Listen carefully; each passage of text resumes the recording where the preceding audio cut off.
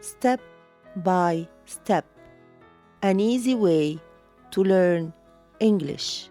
Read this text.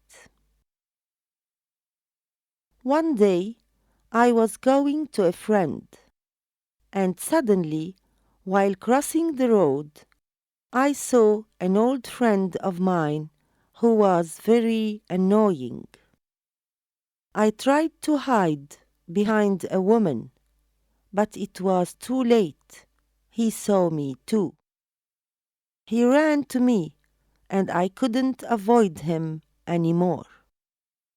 He greeted me and started asking questions. To get rid of him, I told him that I was in a hurry. But unfortunately, he said that he had nothing to do and that he would go with me, asking where I was going.